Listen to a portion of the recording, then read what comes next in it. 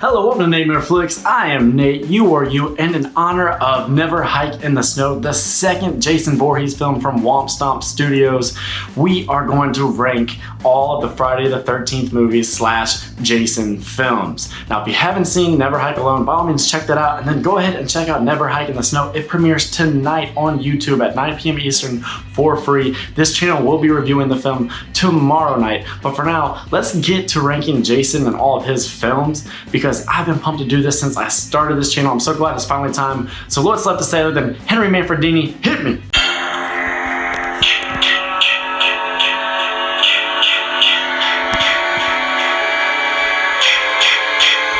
At number 12, last place, it is Jason Takes Manhattan. We all know by now that this title is an outright lie. Jason does not take Manhattan. He takes an impossible boat trip to Manhattan, or should I say Vancouver. So there you go. It's just false advertising, and then the film itself is the most boring in the franchise. How do you make a Friday the 13th film boring? I don't know, but they did it with Jason Takes Manhattan. I only watch this film when I need a sleep aid. At number 11, it is Jason Goes to Hell, and Jason looks badass in this for the seemingly 10 minutes that he's actually in the film. This isn't even really like a Jason Voorhees Friday the 13th film. This is more like some weird, poor, sci-fi body swapping type of film. It's just not that good. It's crazy. I hate all the mythos it tries to introduce out of nowhere this late in the franchise. It simply does not work and is not canon for me. Number 10 is Friday the 13th, Part 5, The New Beginning. This one is just dumb. Let's put it to you like that. They swap out Jason Voorhees for Roy, and the big reveal does not stick the landing at all. You're like, who? The paramedic from the beginning? What the hell? Why? I will grant you that there are some cool moments, some nice kills along the way, but this is a really weird version of Tommy Jarvis, and you can tell that the director had made his bones in softcore porn before this. So hey, if you watch Friday the 13th for the kills and nudity, Part 5's got some stuff for you. Number 9 is Friday the 13th, Part 3, and I know that is sacrilege for some of you guys. This is one of the most beloved entries in the entire franchise, but for me, it has never quite worked. The 3D gimmick is lame. It has a lot of characters I hate. I'm looking at you, Shelly. I never liked the biker subplot, but I will give it some due. Yes, this movie takes forever to get going, but when it does get going, it has some awesome effects in the gore category. And then Richard Brooker makes a fantastic Jason. It's just a very uneven Friday the 13th for me, and it's not one that I pop in when I want to have a real good time right off the bat. Number 8 is Jason X. This film was just a time filler until they could figure out Freddy versus Jason. This movie is dumb, it is goofy, but it is very self-aware and just a tongue-in-cheek good time. I've always thought Kane Hodder killed it as Uber Jason. Of course, the throwback to the sleeping bag kill is done so well here. It's so meta and just a lot of fun. Jason X, it is not a good film, but it's a really good bad film. Number 7 is Freddy vs. Jason. This is unbridled dumb fun. This is the ultimate attempt at fan service. We'd clamored for it for so long, and they finally gave it to us. Yeah, I wish Jason looked a lot better in this than he does, but damn does he rack up a body count, and it's just so awesome to see these icons finally duke it out. There's so much stupid stuff within this film, but hey, it's a stupid film, but it's also stupid fun, and it's one of the best Friday films to watch with a large group of people.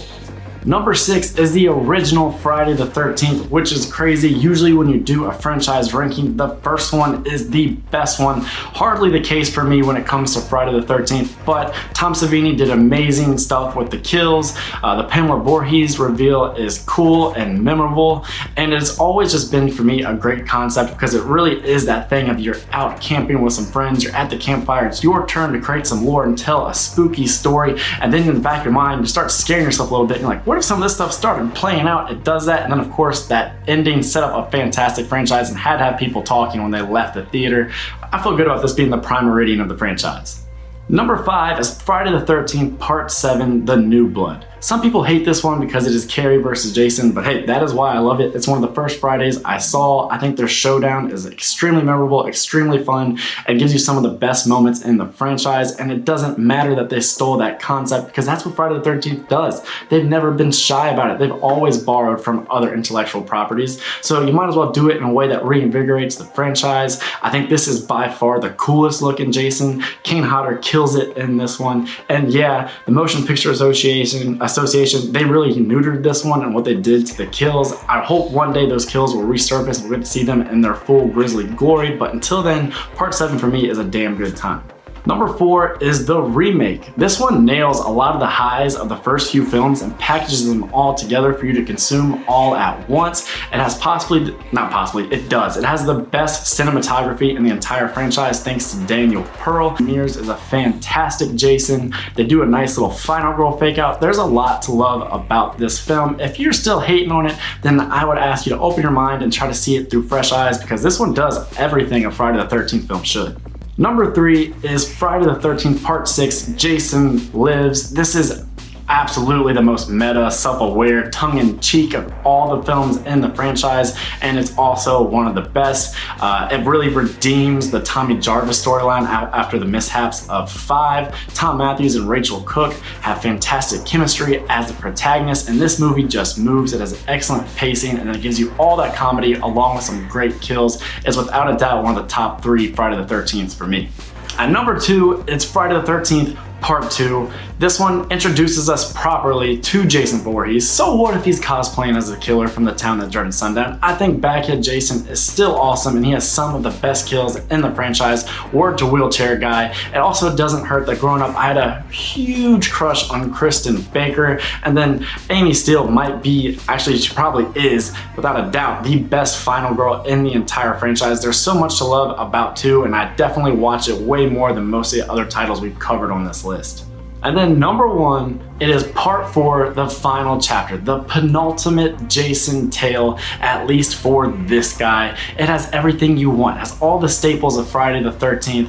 It has an awesome looking Jason. It has good scares. It has good laughs. It has, well, nudity, and then amazing kills, amazing effects. It is just a damn good time, and it gives us Tommy Jarvis. Corey Feldman's version of Tommy Jarvis is so strong and so much fun to watch. That family unit, they give us some of the best characterizations of the entire franchise. This for me is everything that you want a Friday the 13th film to be, and it sets the bar going forward. It is definitely the one to beat. So by all means, comment below what your ranking of the franchise would be. What is your favorite Friday the 13th film? I hope you enjoyed this video. If you did, be sure to subscribe, because there are all sorts of great rankings coming, and we're also doing 31 days of Halloween right now, so it's going to be an action-packed month, and there's so much good stuff coming up on the channel. I hope you have a fantastic day. I am Nate for Natemare Flix saying that's a wrap.